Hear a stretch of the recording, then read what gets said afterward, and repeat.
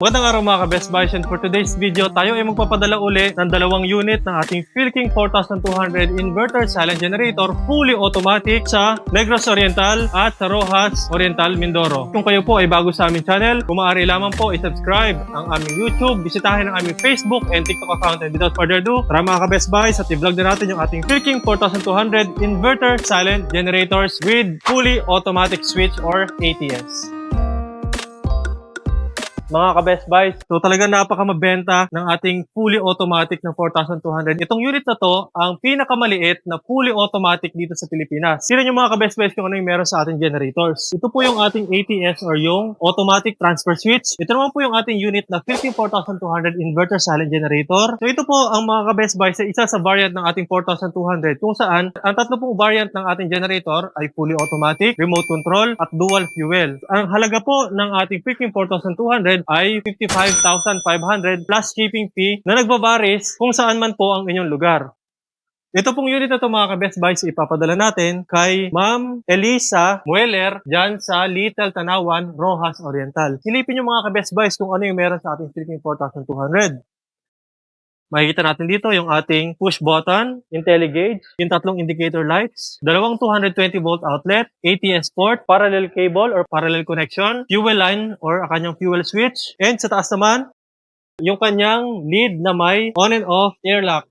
Dito naman mga ka-Best Buys, yung ating ATS o yung ating automatic transfer switch. Makikita natin dito sa ATS yung limang indicator lights niya, yung utility, generator, load, battery, failure, yung kanyang switch ng automatic and manual mode, emergency stop. If ever na magkaroon ng problema yung generator, patitigilin lang natin yan sa pamamagitan ng emergency stop. Dito naman sa loob mga ka-Best Buys, makikita natin yung mga electronics na meron sa kanya. Ito yung kanyang contactor na tag 32 amperes. Pag pinagsama natin yan, 64 amperes yung capacity ng ating contactor. Perfect na perfect nito sa regular household ng mga Filipino. Rin yung battery charger and yung iba pang mga implements na meron sa ATS. So, nandito naman mga ka-Best Buys yung tatlong linya which is para sa generator, load, and utility. So, itest natin itong generator na to para malaman ng ating mga kliyente na working yung generator bago natin maipadala sa kanila. At ipakita natin kung paano yung sequence ng pag-automatic ng ating Philking 4200. So, i-set up natin itong mga ka-Best Buys. Plug and play lang ito. Wala na tayong isa-set na kahit anong parameters pa. Hindi po kami ang nag-i-install ng ATS ha. Kapag po kami ang pinili nyo mag-i-install, medyo mapapamahal kayo mga ka-Best Buys dahil syempre magdadala kami ng team papunta sa inyong lugar. Pero mas ina-advise po namin na local electricians na lang yung inyong papupuntahin dyan at tuturuan na lang namin siya kung paano i-install yung ating generator and ATS. Ito po kasi is mas advisable na i-connect sa ating main switch or sa ating main panel para sa safety ng buong kabahayan. So na-connect na natin yung ating ATS. Prepared na rin yung ating mga wires. So ito po ay para sa generator. Makikita nyo naka-generator.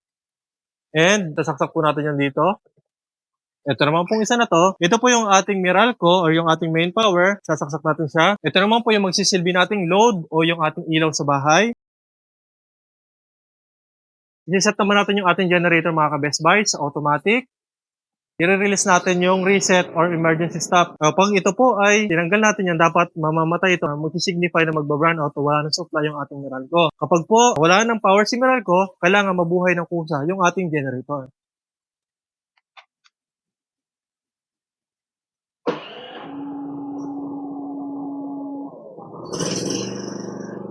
Ayan mga ka-Best Buys, dapat magka-ilaw ito. So kapag ganyan mga ka-Best Buys, may supply na yung ating bahay, ang hihintayin na lang natin is yung Meralco. So isaksak naman natin to para kunwari, meron ng power na nanggagaling kay Meralco. Pansinin nyo mga ka-Best Buys, mamamatay yung generator pero hindi mag-flicker ito.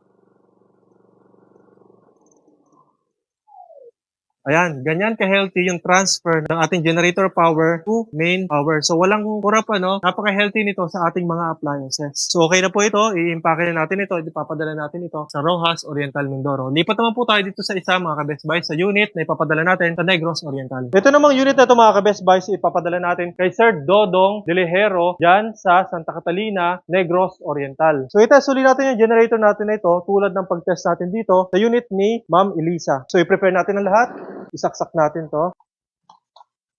So ayan mga ka-Best Buys, may power yung ating bahay. Connect natin tong ating ATS cable. Ito yung pinaka-communication cable ng mga ka-Best Buy kapag i-install na natin yan sa ating bahay. So, mas mahaba yung ATS cable, mas maganda para kahit nasa labas yung generator, nasa loob yung ating control box. Ang tanong, kaya ba nating pahabaan ito? Po, pwede yan mga ka-Best Buy. So, gagawa lang tayo ng paraan. Puputulin natin dito sa gitna yung ating cable and then pagdidikitin natin at i-extend natin yung 7 pins or yung 7 wires na meron sa loob niyan. After nun, pwedeng ang control ay nasa loob tapos yung generator naman nasa labas. Paalala mga ka-Best Buy, kapag po kayo ay mag-install ng generator, lagi pong nasa labas ng generator natin para maiwasan natin yung carbon monoxide poisoning. Kapag po kasi inilagay natin to sa loob ng ating bahay dahil ang iniisip natin tahimik naman siya, makakalimutan po natin na yung fumes na inilalabas ng ating gasolina ay still carbon monoxide. Kaya tayo po ay may risk for carbon monoxide poisoning kapag nasa loob yan ng ating bahay. So diretso na tayo mga ka-Best Buys, naka-prepare na yung ating generator. Ito na lang yung kulang, yung power na magmumula sa ating generator.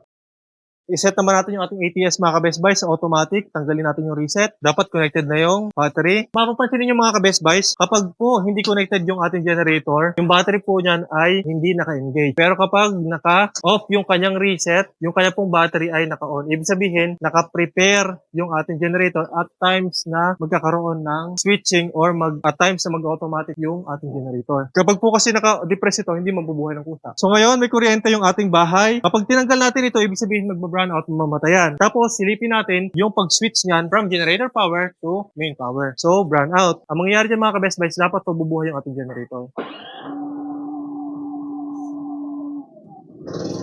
Ayan.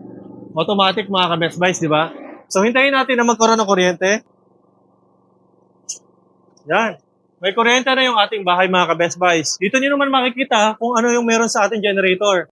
Ibig sabihin, bagong-bago pa dahil 0-0 yung kanyang runtime. Yung kanyang voltage is 220 to 230. Kapag po may load, bumababa pa yan. And yung susunod dyan is yung kanyang hertz, which is 60 hertz. So yan po yung hertz na pinaka-the best sa appliances natin dito sa Pilipinas. Ngayon, ibalik natin yung main supply para kunwari may kuryente na. Dapat po mamamatay yung ating generator. Nag-switching na mga ka-Best Buys, mamamatay na yan. So ganyan ka-healthy yung transfer ng ating automatic mga ka-Best Buys. Even though napakamahal ng presyo ng ating mga generators, may automatic switching. Pero ito pa rin po yung pinaka-best seller sa atin dito sa Best Buys Mindoro. At paano na nga ba mga ka-Best Buys kung nabibitin kayo o mabibitin yung inyong supply na 4,200 watts na generator sa inyong bahay? Kung kayo mo po ay mabibitin sa kanyang ibinibigay na power, ay pwede naman po nating pagsamahin yung dalawang generator na to to produce 8,400 watts na maximum power. So sa pamamagitan naman po yan ng ating parallel kit. So dito mga ka-Best Buys, makikita niyo 30 amperes na may breaker and yung kanyang 50 amperes na may breaker. So kahit po pagsamahin natin yung dalawang generator na yan, kayang i-tolerate ito ng ating parallel kit. So hanggang 12 kVA po yung kaya nitong i-cater. So kahit pa yan ay maging 6 kVA at 6 kVA,